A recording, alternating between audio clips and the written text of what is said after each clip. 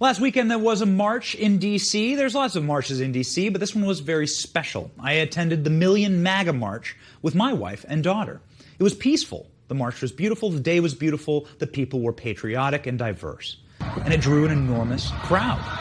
Trump supporters were there to peacefully march. However, Joe Biden supporters showed up and told you exactly why they were coming. They attacked people who were just sitting and eating dinner. They intimidated families and children. They attacked the elderly. And Joe Biden calls them an idea and refuses to disavow them. Disgusting, really. Brandon Straka is the founder of Walkaway, a fantastic organization. He joins us now. He was at the march. Brandon, tell us about the two different universes that appeared at this march. There were two different groups that could not be more disparate. Describe them. Well, yeah. Well, first of all, let's be clear. The one group that you're talking about is the MAGA patriots. These are people with bright, shining faces, positive energy, love, happiness. I mean, it was really a joyous celebration, and hundreds of thousands of them coming together peacefully to celebrate, to stand up for the president, to stand up for America. On the other hand, there was a much, much smaller group, but much darker and uglier group of people, which would have been the Antifa BLM crowd, who decided to come later because, God forbid, we be allowed to live in a country where people are allowed to have dissenting opinions or different political ideologies.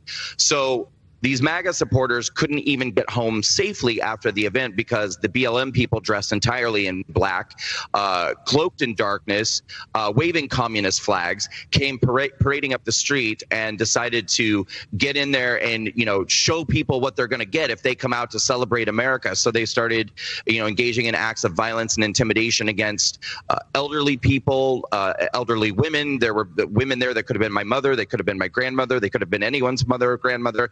Women with their children. And it was really, really, I felt like very gut churning, kind of disgusting to watch, because it's horrifying to know that you can't even count on necessarily the police to back you up in a situation like that, because the mayor of DC has actually told the police to stand down in situations like that. I actually saw one video of two guys, it actually may have been a gay couple from what it appeared to be, that were trying to get home safely with a crowd of BLM anarchists behind them, and the police would not allow them to cross the police line. They actually made them go back through Black Lives Matter Plaza, and they got the hell beaten out of them. Wow. Just feet away from the police. Wow.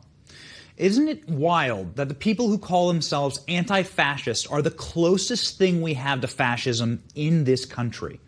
It is absolute gaslighting. It shouldn't be allowed to happen. Brandon, I know that you have been censored quite a bit also on social media, particularly as of late.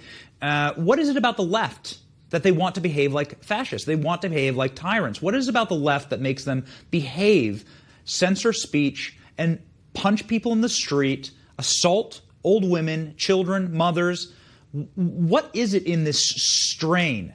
Help me understand. Well, it's what we're seeing right now is a complete and total brainwashing and manipulation of the media. They have thoroughly succeeded in completely controlling the minds of their base and their viewers, their followership. People in this country legitimately believe that Donald Trump is akin to Hitler, that his followers are Nazis, and therefore they feel justified in going out and fighting what they perceive to be fascism. What they don't seem to be understanding is the sickening irony that they themselves are engaging in the fascist behavior in their quest to fight make-believe fascism. It's absurd. I mean, they're the ones censoring speech. They're the ones going out and beating up old ladies. They're the ones going out and threatening families in front of their children. They're the ones who are burning books, burning flags, literally exactly the type of behavior that they claim to fight against. And this is all being perpetrated by the media, which has thoroughly and completely brainwashed all of these people. Mm-hmm.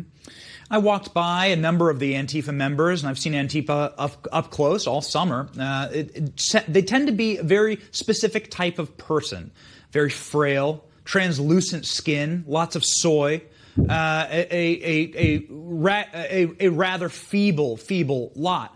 On the other hand, your group, Walkaway, is so diverse.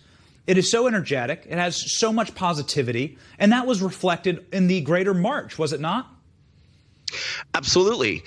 There was even a moment, actually, as a matter of fact, where one person who was not with the MAGA crowd, but see, this is what they do too. They come in, they try to pretend like they're MAGA people, and then try to get the news cameras to come and zoom in on them behaving in these ways that are stereotypically assigned to MAGA people from the media. But one gentleman, why do I use that term? One guy was marching with the MAGA people, and he was espousing blatantly homophobic remarks. Everybody could see clearly what was going on, and it was really remarkable to watch everyone in that vicinity start chanting things like "we support gays" and "we love everyone." And it's literally, these people are exactly the opposite of what they're painted to be by the liberals, by the left, and of course by organizations like Antifa and Black Lives Matter. What they tell you is the exact opposite of what is true. It really is. It really is a dangerous time in America. Thank you so much, Brandon, for your work. You are such a truth teller online. They have to censor you because you're too effective. And that's precisely why it happens. Well, thank you, Benny. Thank you, Brandon. Thank you all for joining us this week on The Benny Report. America is and remains the greatest country in the world. America's worth fighting for. So keep memeing, criticizing, keep thinking. More important now than ever, keep fighting. We here at The Benny Report are fighting right along with you.